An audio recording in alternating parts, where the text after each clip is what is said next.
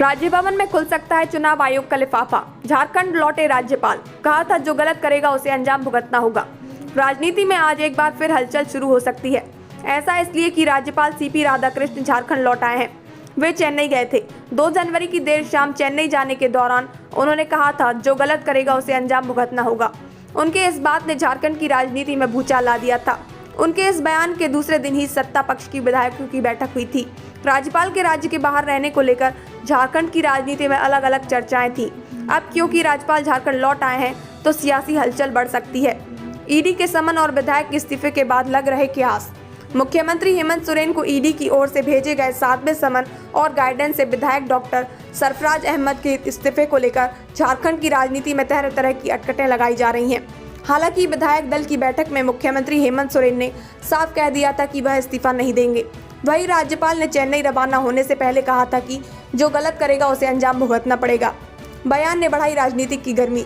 राज्यपाल सीपी राधाकृष्णन ने इस बयान को कहा राजनीतिक हल्के में गंभीरता में से लिया जा रहा है। ऑफिस ऑफ प्रॉफिट मामले में चुनाव आयोग की अनुशंसा राजभवन में है।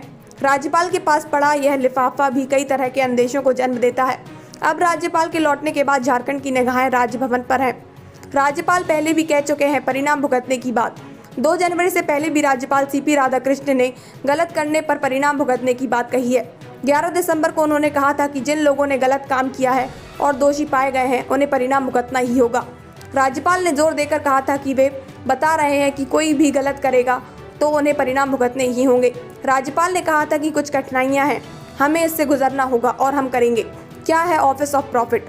ऑफिस ऑफ प्रॉफिट को हिंदी में लाभ का पद कहते हैं। इसके चक्कर में कई सांसद और विधायक कुर्सी गंवा चुके हैं। अब झारखंड के मुख्यमंत्री हेमंत सोरेन की कुर्सी फंस गई है। संविधान के अनुच्छेद 102(1)(a) के मुताबिक कोई भी सांसद या विधायक ऐसा किसी पद नहीं रह सकते जहां वेतन, भत्ते या प्रत्यक्ष अप्रत्यक्ष रूप से या फिर किसी दूसरी तरह के फायदे मिलते हों। भारतीय जनप्रतिनिधित्व कानून 1951 की धारा 9(a) के तहत भी सांसदों और विधायकों को किसी दूसरे मद से लाभ या अन्य पद लेने को रोक रहती है।